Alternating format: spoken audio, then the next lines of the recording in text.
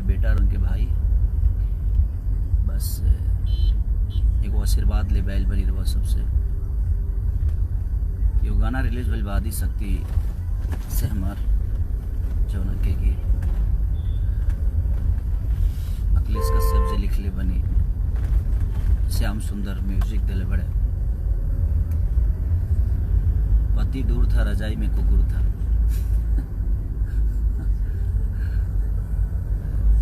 ऐसे जी भोजपुरी में बा हमार, बाकी सब हमारे भाई लोग हिंदी में गौले बकरा के बटरोलन के प्यार बहुत ज़्यादा मिलेला खेसारी लाल यादव के और हमके रउआ सब पर कहीं ना कहीं फक्र भी रहेला हमेशा, हम हमेशा रही भी कि वो लोग हमारे जीवन के ऐसा सूत्रधार हैं कि शायद एक पल के हम कबू भुला ना पाए और जब वो लोग प्यार दी ले तो लगे कि हमार भी एगो स्थान बरो सबके दिल में, तो बस यह स्थान बनौले रही और जितना शेयर कर सकतनी जितना प्यार दे सकतनी अपने भाई के अपने बेटा के बस प्यार देते रही और आशीर्वाद देते रही। इसलिए बिना वो सबके आशीर्वाद के हर वो कलाकार अधूरा रहे। सबके प्यार दिए जौन चीज वो अच्छा लगे ज़बरदस्ती ना, अगर खेसारी के गाना अच्छा लगा तो जरूर प्यार दिए, नहीं खे लगा तो ज़बरदस्ती। दिल का ऐसा चीज़ होला, मनोरंजन ऐसा चीज़ होला कि ज़बरदस्ती ना सुनल जाला और वो लोग मनोरंजन की कोशिश करी ले हम सबके मनोरंजन की बेहतर से बेहतर मनोरंजन दी हम जौन आशा वो लोग के हमारे से लागे रहेला ओकरा के कोशिश करी ले कि भरपूर करी हम ताकि अस्तित्व बना रहे। तो बस यह कहे खातिर यानी है कि बस आशीर्वाद के रूप में स्वरूप में रो लोग प्यार और आशीर्वाद ऐसे ही देते रही और अपन आशीर्वाद बनौले रही हमरा ऊपर।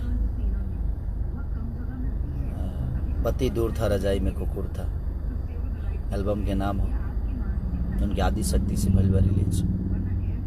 मनोज मिश्रा जी जौन के कंपनी मालिक बने, अखिलेश कश्यप राइटर बने और श्याम सुंदर म्यूजिक दिले बड़े। बड़ा प्यारा गाना लगा था, हम कम से कम 50 बार सुन ले बने।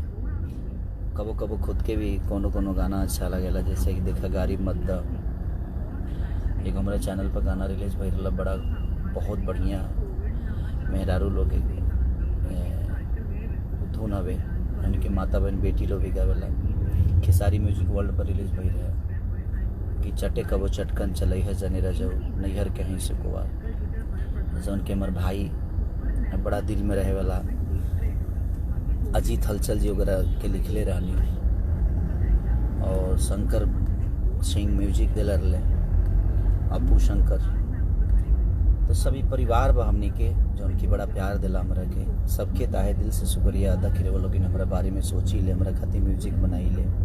हर कंपनी के आभार प्रकट करब हम कि हर कंपनी हमरा के बड़ा प्यार दिला बड़ा आशीर्वाद दिला। वेब से भी आई रहा हमारा अभी रिलीज होखे वाला बावे बहुत सारा गाना बावे जो उनकी सोनी म्यूजिक से भी आई रहा हमारा सोनी इंडिया से।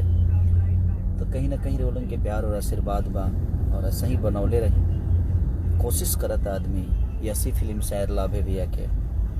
तो कहीं ना कहीं हर आदमी के प्यार में बानी हम और आशीर्वाद में बानी, तब बस ऐसा ही प्यार और आशीर्वाद देते रही। पति दूर था रजाई में कुकुर था, तो ऐसे ही प्यार और आशीर्वाद दे रहे हैं। Love you.